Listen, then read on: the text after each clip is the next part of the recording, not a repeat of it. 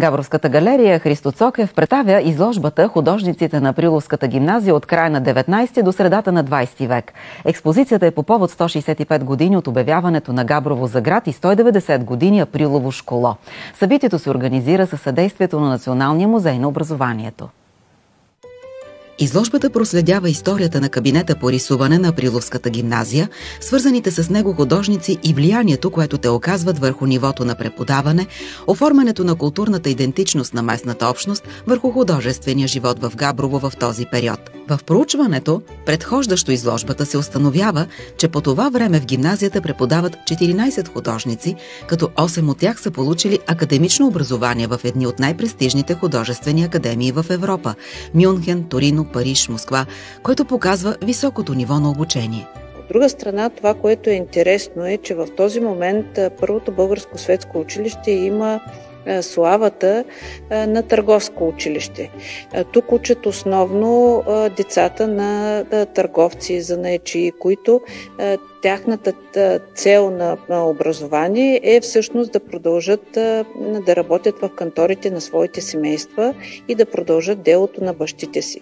И това, което е впечатляващо, че именно сред тези деца тези художници откриват талантливи ученици, които в последствие променят своето решение и решението на семействата си и поемат по пътя на изкуството и самите те стават художници.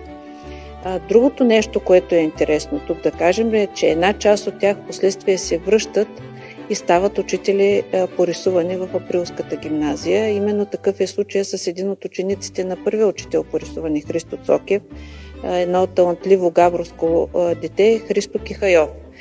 Знаем, че Христо Кихайов е препоръчен от свой учител Христо Цокев 2 пъти за стипендия.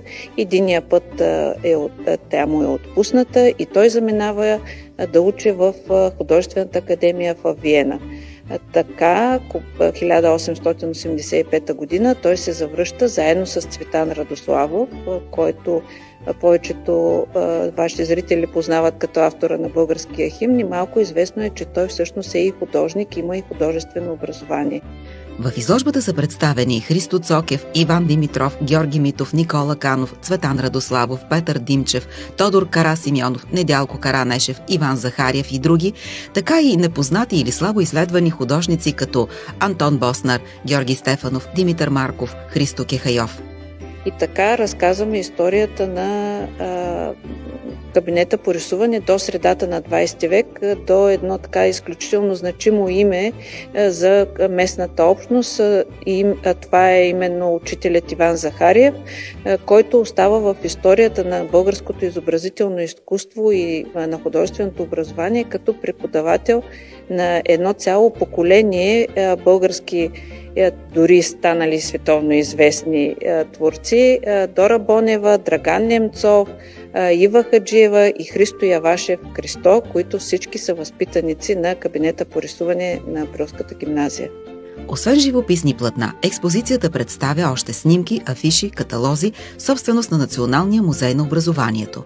Една част от живописните творби, които са представени в експозицията, са собственост на нашата галерия, но благодарение на колегите от специализирания музей по резба в Трявна представяме Иван Димитров. В експозицията Тодор Карасимеонов е представен с творба на Бургаската художествена галерия, Георги Митов с творба на художествена галерия Стара Загора, Никола Канов е представен с 4 творби, 2 живописни и 2 рисунки, собственост на историческия музей в Лом.